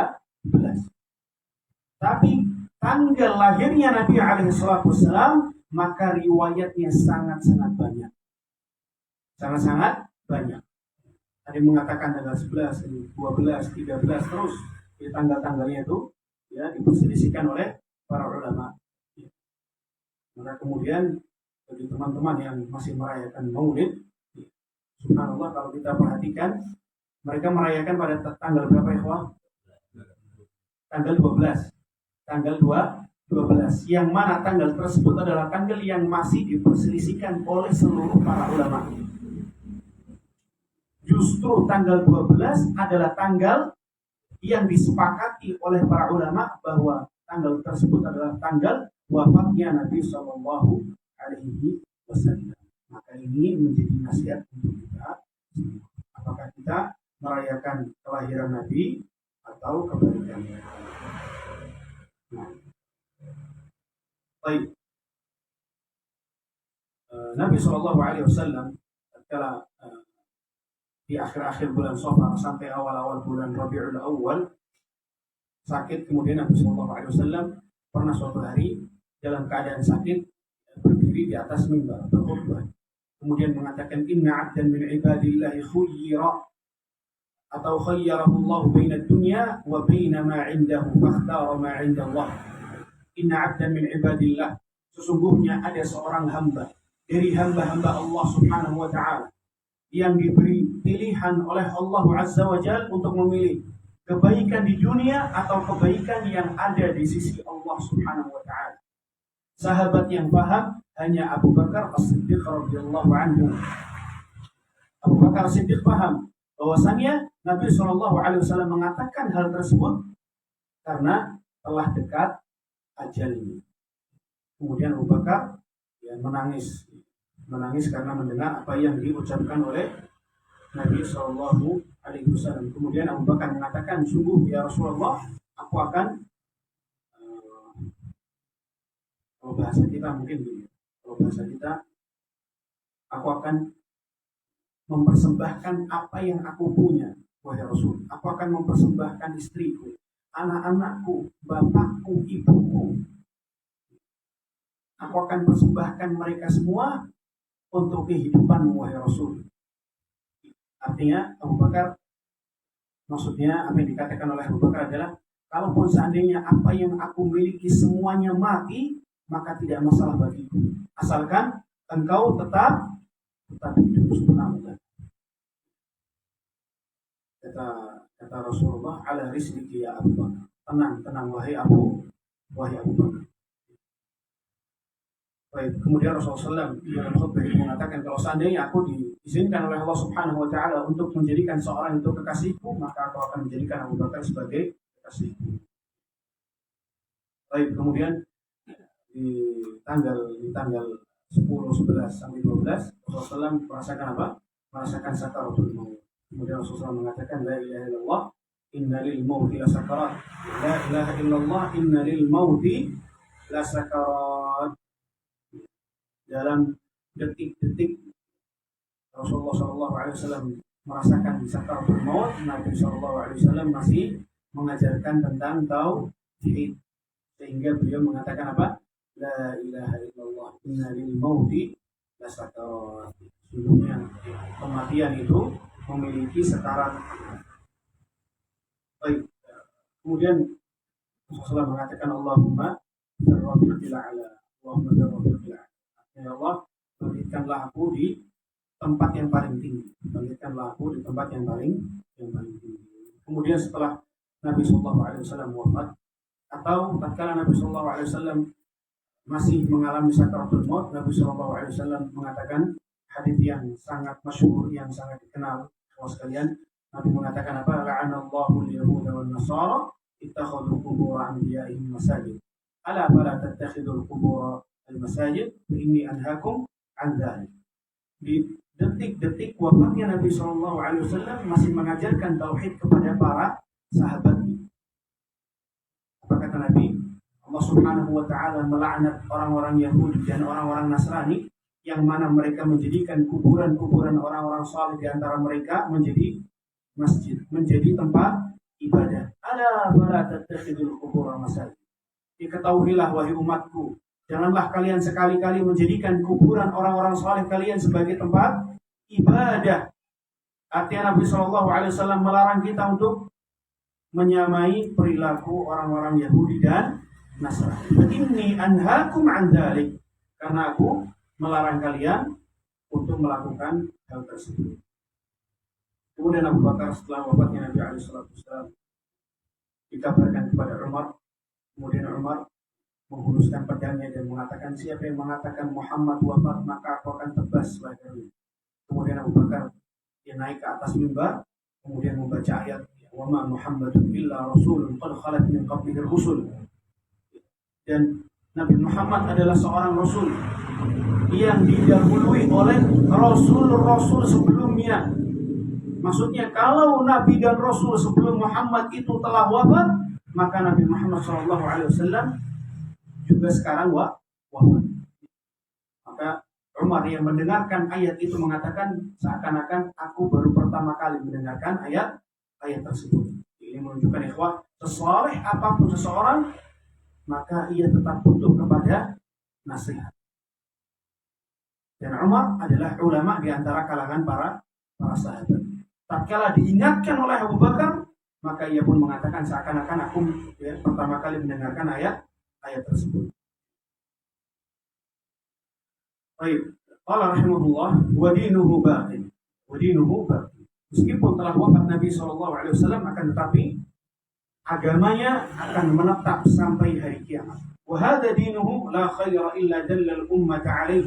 Dan agamanya ini tidak ada kebaikan kecuali telah diajarkan oleh Nabi alaihi salatu wassalam. Wala syarra illa haddaraha minhu. Dan tidak ada keburukan, kejelekan, baik dalam hal duniawi maupun ukhrawi, kecuali telah diperingatkan oleh Nabi alaihi salatu wassalam. Wal khairul ladzi dalla alaihi. Dan kebaikan yang telah ditujukan oleh Nabi alaihi salatu wassalam at-tauhid. Yang pertama apa? Tauhid kepada Allah Subhanahu wa taala.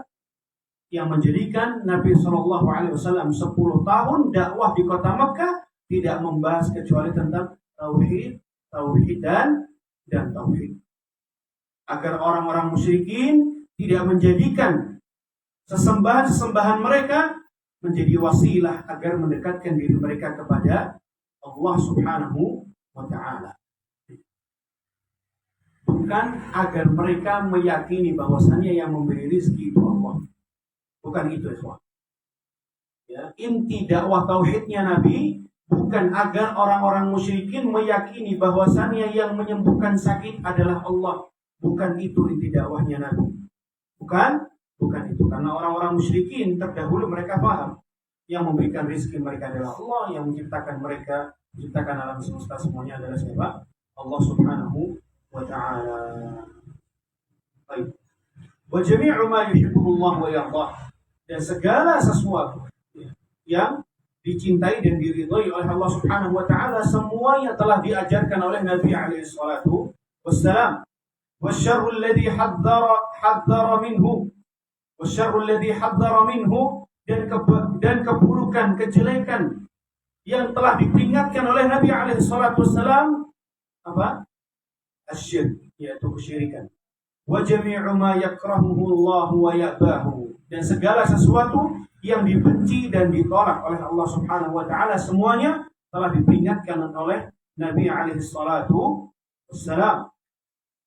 Ba'athahu Allah ila an-nasi kaffah. Dan ini diantara kelebihan atau keistimewaan Nabi alaihi salatu wassalam. Ba'athahu Allah ila an-nasi kaffah. Allah Subhanahu wa ta'ala mengutus Nabi alaihi salatu wassalam ke seluruh umat manusia. Kepada seluruh umat manusia. Adapun nabi-nabi yang lain maka diutus oleh Allah Subhanahu wa ta'ala khusus untuk kaumnya, kecuali Nabi alaihi salatu wassalam. Nah, karena ya siapa yang hidup di zamannya Nabi Ibrahim? Nabi siapa ya? Nabi Lut alaihi wassalam. Kisahnya dikisahkan oleh Allah Subhanahu wa ta'ala baik dalam Al-Qur'an, di antara dalam surat Ad-Dariyat, kemudian di dalam surat Al-Hijr. Itu sedikit ya.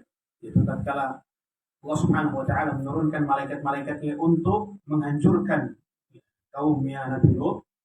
Terlebih dahulu malaikat-malaikat itu bertamu kepada siapa?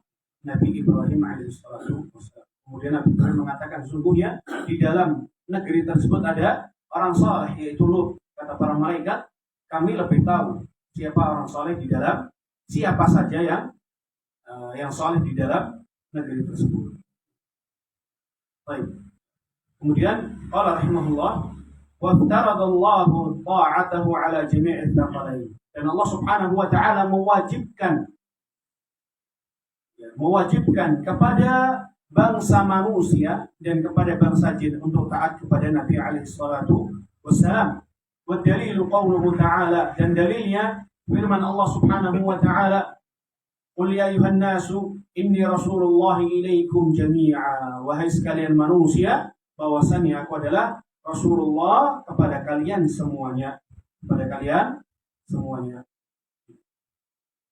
Baik. Qala rahimahullah wa akmalallahu bihi ad-dina. Dan Allah Subhanahu wa taala menyempurnakan dengan diutusnya Nabi alaihi salatu wassalam agamanya.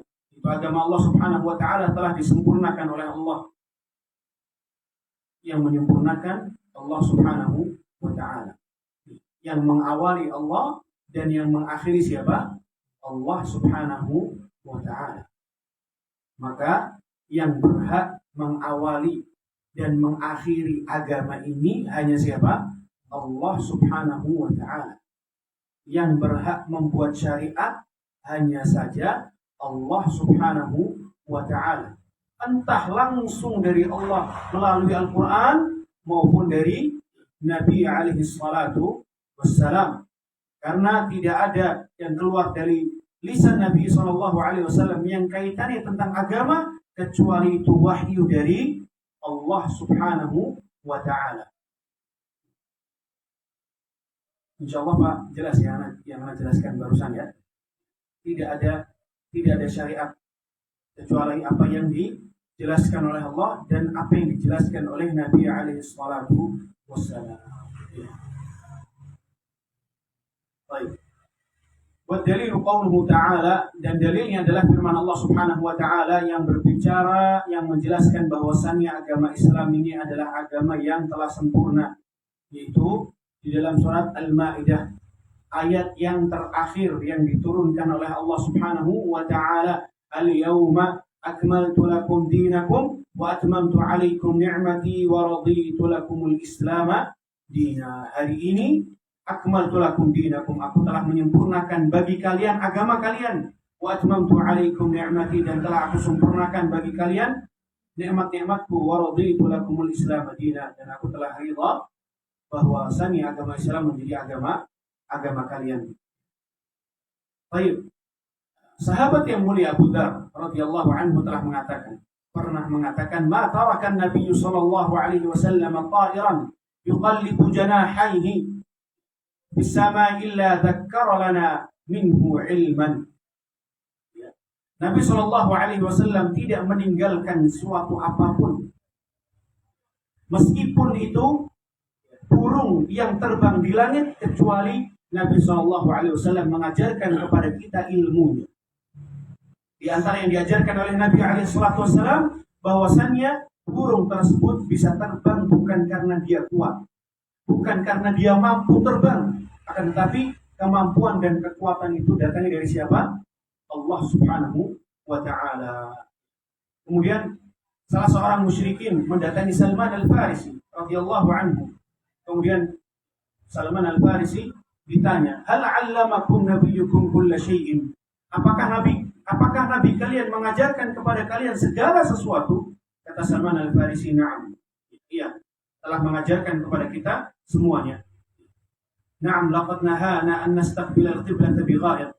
Kami dilarang oleh Rasul alaihi salatu wassalam agar tidak membelakangi kiblat tatkala buang hajat, atau menghadap kiblat tatkala buang hajat. Baik. Qala rahimahullah wa dalilu ala mautihi sallallahu alaihi wasallam qauluhu ta'ala, dan dalil bahwasanya Nabi alaihi salatu wasallam telah wafat adalah firman Allah, "Innaka mayyitun wa innahum mayyitun, thumma innakum yawmal qiyamati 'inda rabbikum takhtaslimun."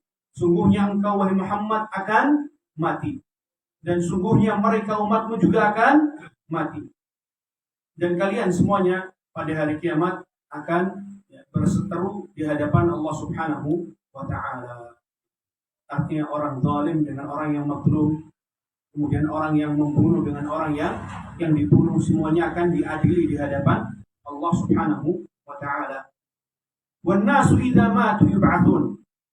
Qala rahimahullah, "Wan nasu idza matu yub'atsun." Dan seluruh umat manusia apabila telah mati, maka mereka akan dibangkitkan oleh Allah Subhanahu wa ta'ala. dan dalilnya adalah minha khalaqnakum wa fiha nu'idukum wa minha nukhrijukum taratan ukhra. Darinya lah, dari bumi, darinya artinya dari bumi kami menciptakan kalian, wa fiha nu'idukum, dan kepadanya kami akan mengembalikan kalian. Kepadanya maksudnya kepada siapa? Bumi, maksudnya apa? Kuburan. Pada kuburan kami akan mengembalikan kalian. Wa minha nukhrijukum taratan ukhra, dan dari kuburan itulah kami akan mengeluarkan kalian semua pada kehidupan yang lain setelah kematian. Baik, kemudian wa qauluhu ta'ala wallahu anbatakum minal ardi nabata. Wallahu anbatakum minal ardi nabata thumma yu'idukum fiha wa yukhrijukum ikhraja. Dan Allah Subhanahu wa taala telah menumbuhkan untuk kalian tumbuh-tumbuhan dari bumi. Thumma yu'idukum fiha wa yukhrijukum ikhraja. Kemudian Allah Subhanahu wa taala akan mengembalikan kalian kepada bumi tersebut dan akan membangkitkan kalian dari bumi tersebut. Jadi ini adalah dalil bahwasanya hari kebangkitan itu ada. Baik.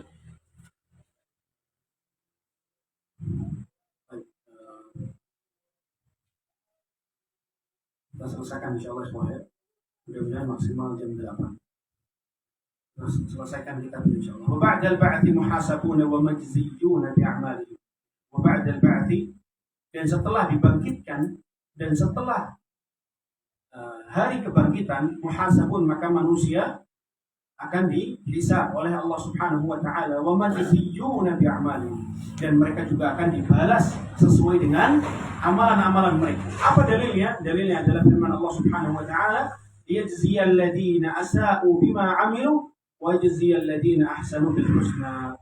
Allah Subhanahu wa taala akan membalas orang-orang yang telah melakukan keburukan, dan Allah Subhanahu wa taala juga akan membalas kebaikan bagi orang-orang yang melakukan kebaikan.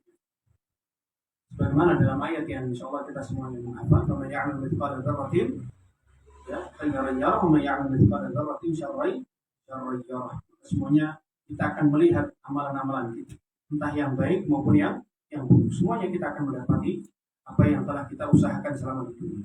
Wa man kadzdzaba bil ba'tsi kafar. Qala rahimahullah, wa man kadzdzaba bil ba'tsi kafar. Dan bagi siapa yang mengingkari hari kebangkitan, maka ia kafir. Maka ia kafir keluar dari Islam. Maka ia kafir keluar dari Islam. Wa dalilu qauluhu ta'ala, dalilnya adalah firman Allah Subhanahu wa ta'ala, za'ama alladziina kafaru an lan yub'atsu qul bala wa rabbi latub'atsunna thumma latunabba'unna bima 'amiltum wa dzalika 'ala Allah yasir. Orang-orang kafir mengatakan bahwasannya mereka tidak akan dibangkitkan oleh Allah Subhanahu wa taala, bahwasannya Allah Subhanahu wa taala tidak mampu, tidak bisa membangkitkan manusia yang telah mati. Qul, katakanlah wahai Muhammad, latub'atsun, sungguhnya kalian akan dibangkitkan oleh Allah.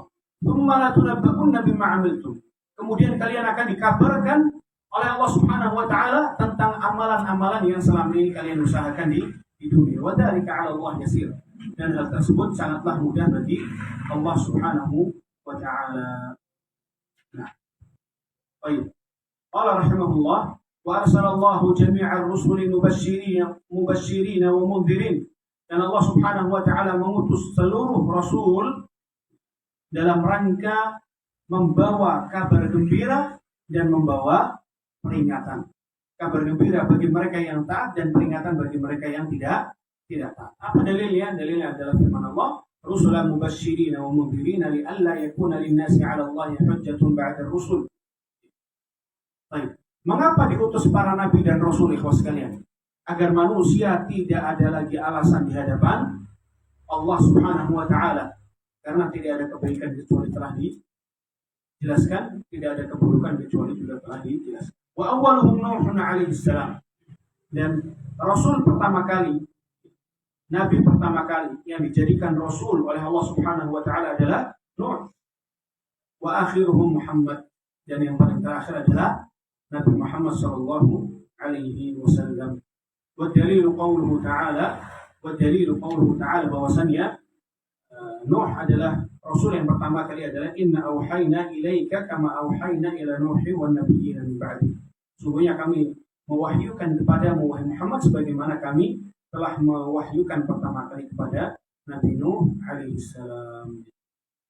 Meskipun Nabi Shallallahu Alaihi Wasallam Nabi atau Rasul terakhir, akan tapi Nabi Shallallahu Alaihi Wasallam adalah Rasul dan Nabi yang paling agung.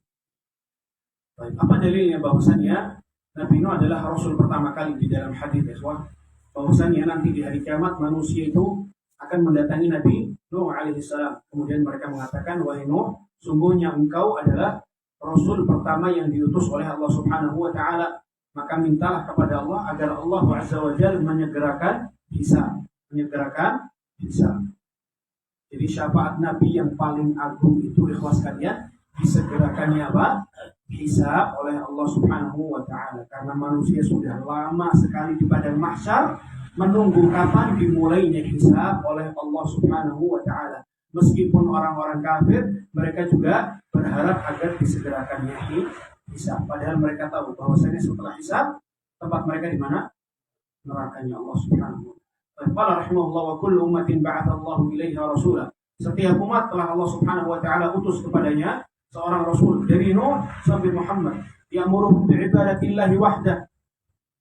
Yang mana setiap rasul itu memerintahkan umatnya agar mereka menyembah kepada Allah Subhanahu wa Ta'ala semata, wa yanhahum 'an ibadati taghut, dan melarang mereka untuk menyembah kepada siapa? Taghut. Untuk menyembah taghut. Wa dalilu qauluhu ta'ala. Dalilnya apa? Wa laqad ba'athna fi kulli ummatin rasulan an ya'budullaha wajtanibu at-taghut.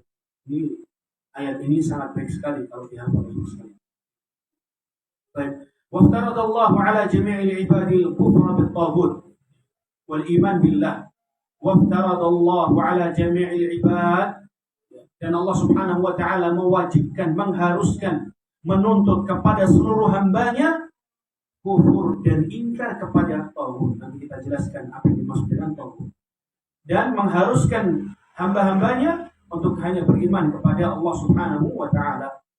Baik. Berkata Imam Ibnu Qayyim rahimahullahu taala, apa definisi taghut? Ma tajawaza bihi al-'abdu haddahu min ma'budin aw matbu'in aw muta'. Apa-apa taghut maknanya adalah apa-apa yang seorang hamba itu melampaui batasannya. Apa-apa yang seorang hamba itu melampaui batasan-batasannya. Dari sesembahan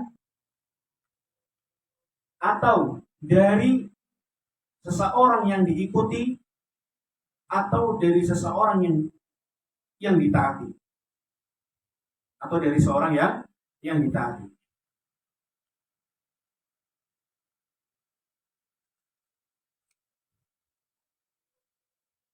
Baik. Ini perlu perhatian ikhwah. Semua sesembahan selain Allah Subhanahu wa Ta'ala maka disebut taghut, kecuali orang-orang saleh.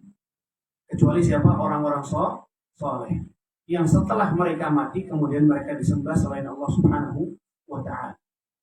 Jadi definisi semua sesembahan selain Allah adalah taghut, maka ada penjabaran yang lain. Penjabaran yang apa? Kecuali orang-orang saleh yang mereka semasa hidupnya mempraktekkan tauhid atau bahkan menyeru manusia kepada tauhid. Mengapa? Karena Nabi juga termasuk zaman sekarang sosok yang disembah oleh sebagian kaum muslimin. Maka apakah Nabi disebut taghut? Maka tidak.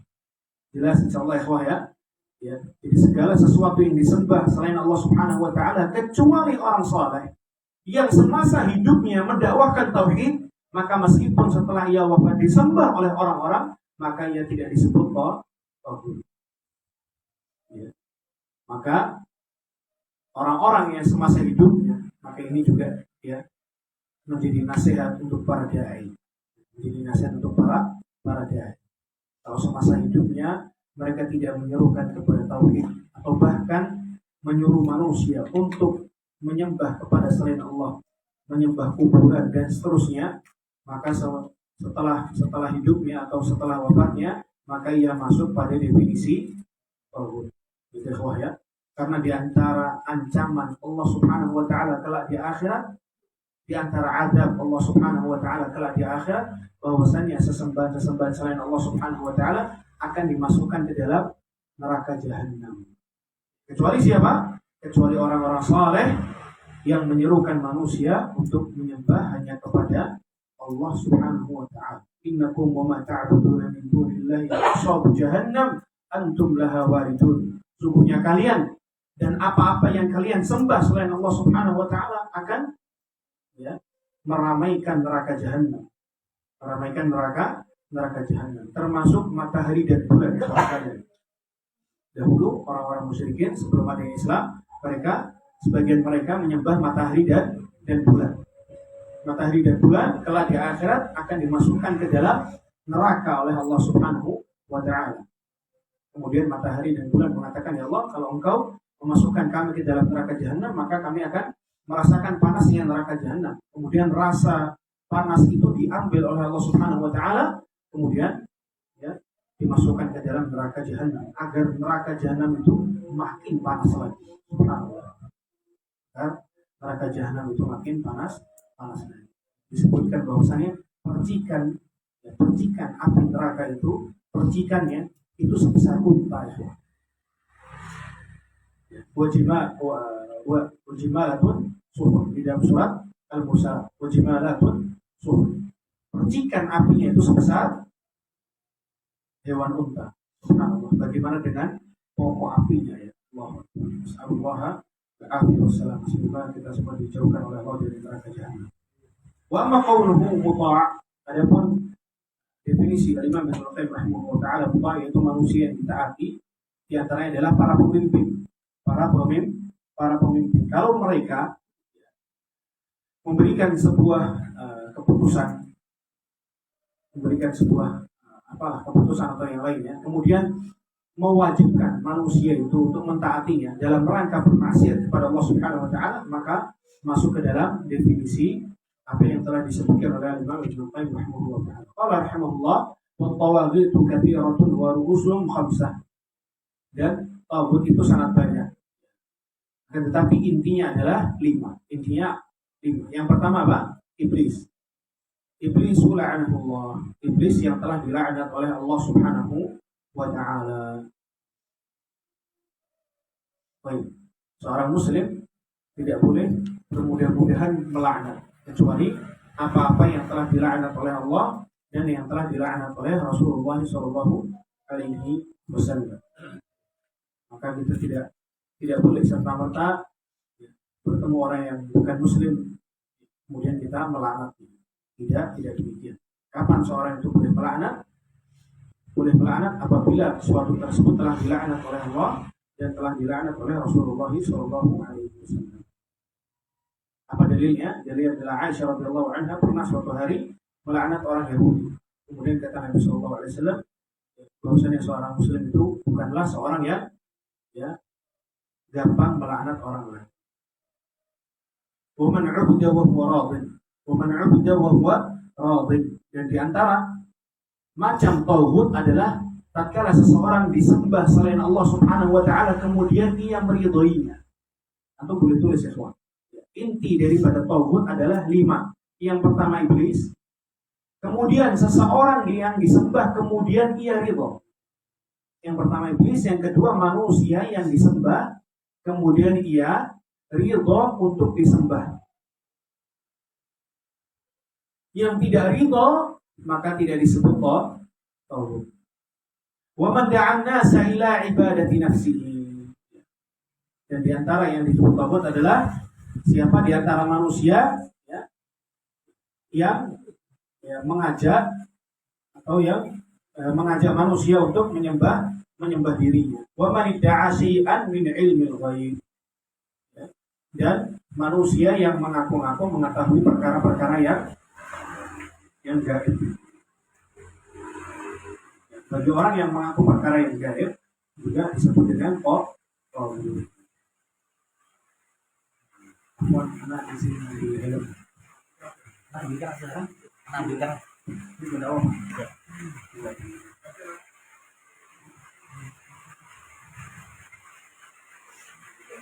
Baik.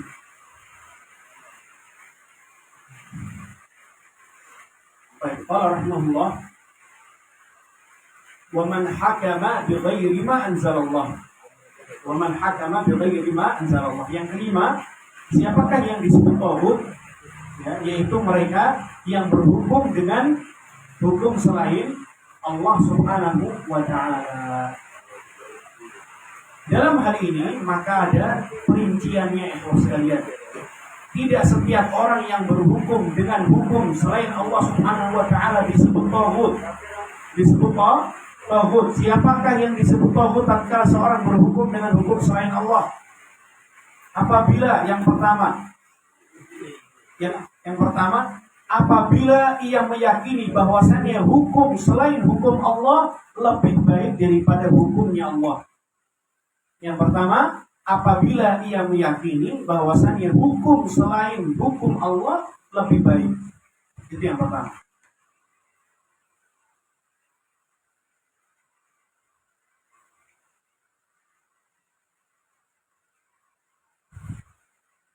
Kemudian yang kedua, tidak ada paksaan. Tidak ada paksaan untuk melaksanakan hukum selain hukum Allah.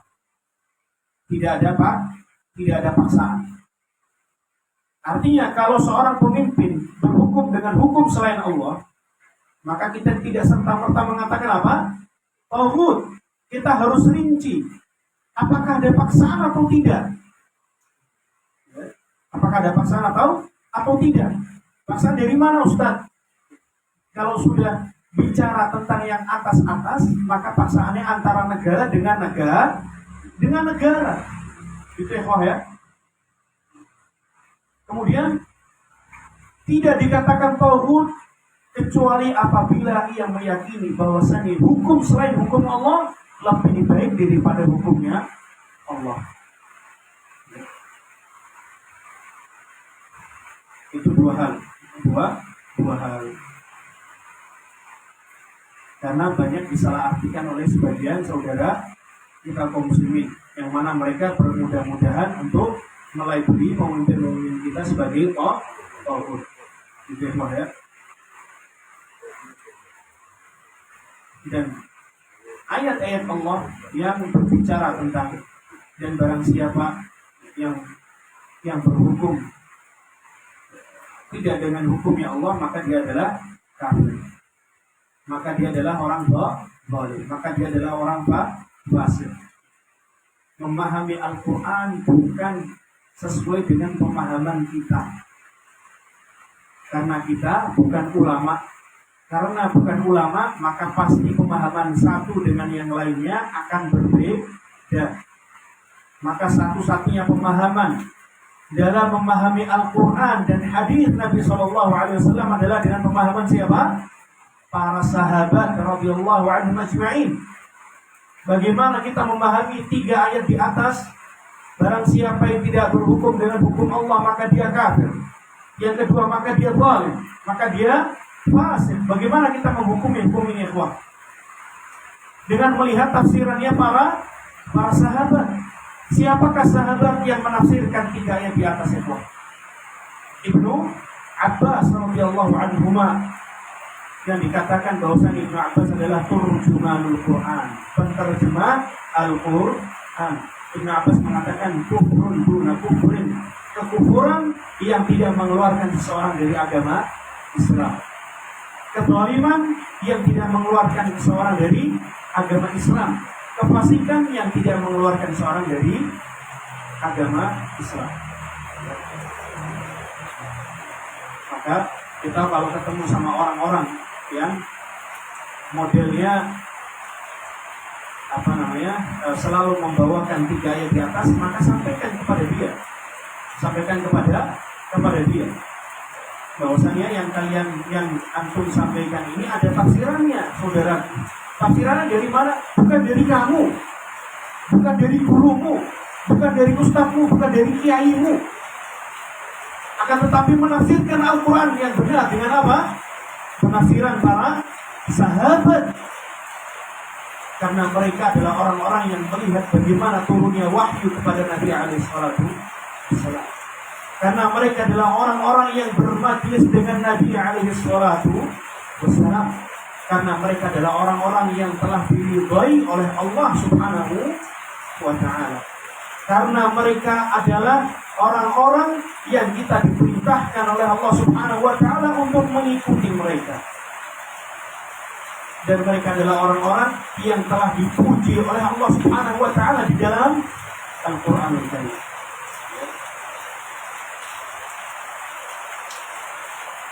Baik, kita lanjutkan. Qala rahimahullah wa dalilu qauluhu ta'ala. Wa dalilu qauluhu ta'ala la ikraha fid-din qad tabayyana ar-rushdu min al-ghayy. Faman yakfur bil-taghut wa yu'min billahi faqad istamsaka bil-'urwatil wuthqa. Ya, di akhir-akhir kitab ini al-mu'allif rahimahullah ta'ala berbicara tentang bahwasanya seorang mukmin, seorang muslim itu tidak cukup hanya dengan mentauhidkan Allah Subhanahu wa ta'ala, ya. Karena seorang muslim selain dituntut mentauhidkan Allah, dia juga dituntut untuk mengingkari seluruh sesembahan selain Allah Subhanahu wa ta'ala, yang mana ini merupakan rukun kalimat la ilaha illallah. La ilaha illallah. Kalimat la ilaha illallah memiliki dua rukun. Yang pertama nafi, yang kedua penafian. La ilaha, penafian, kita menafikan seluruh sembahan selain Allah, ya.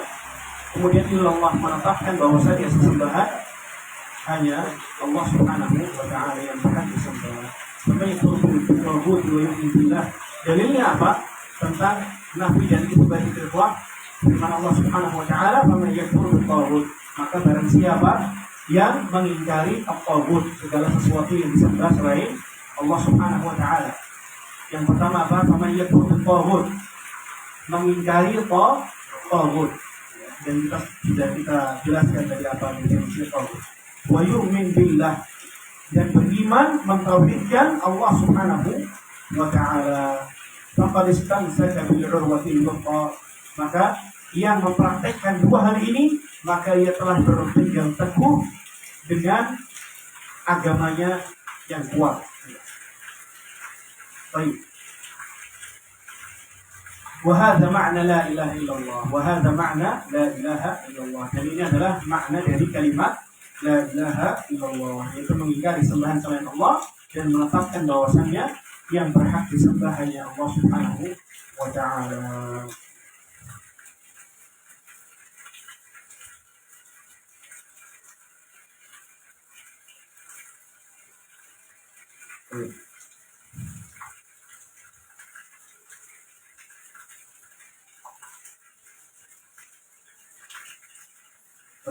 Wafil hadis, dan di dalam hadis Nabi Sallallahu Alaihi Wasallam mengatakan Rasul Amri Islam, Rasul Amri Islam, pokok utama seseorang itu adalah Islam.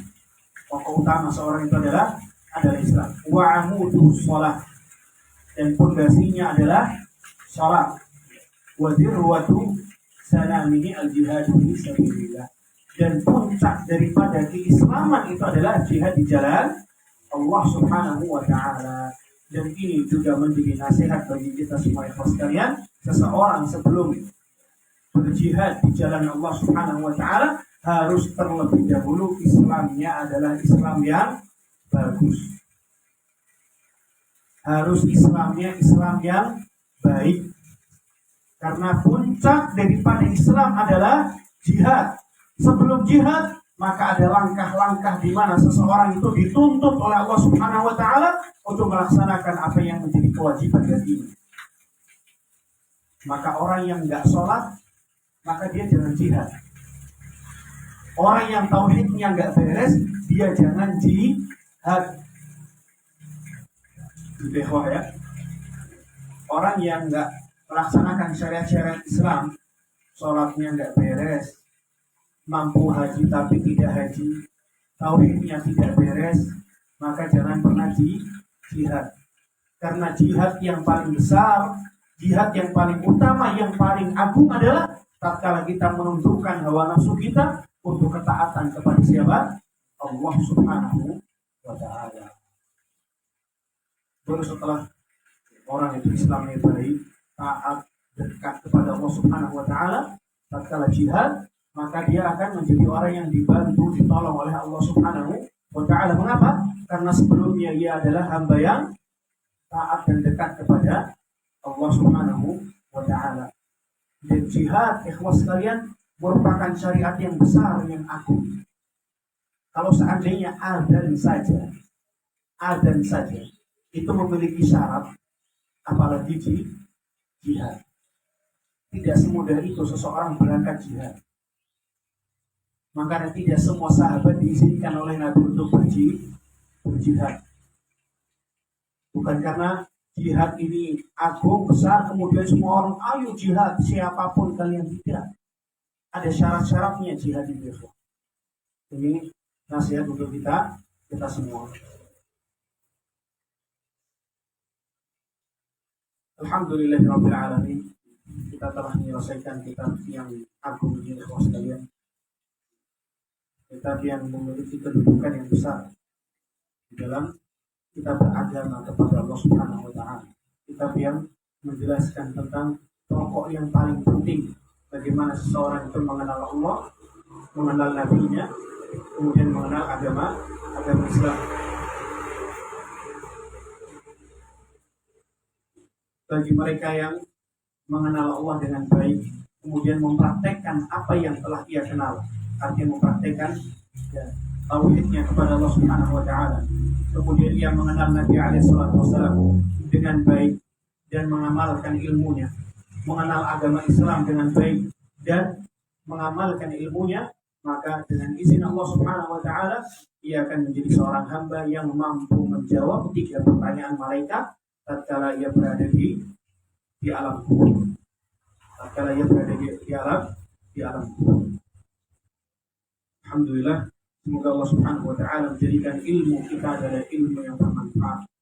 Dan semoga Allah Subhanahu wa taala memberikan kepada kita taufik agar kita menjadi orang-orang yang dapat mengamalkan ilmu yang telah kita pelajari. Allahumma amin. Kita tutup dengan doa kafaratul majelis. Subhanallahumma wa bihamdika asyhadu an la ilaha illa anta astaghfiruka wa atubu ilaik.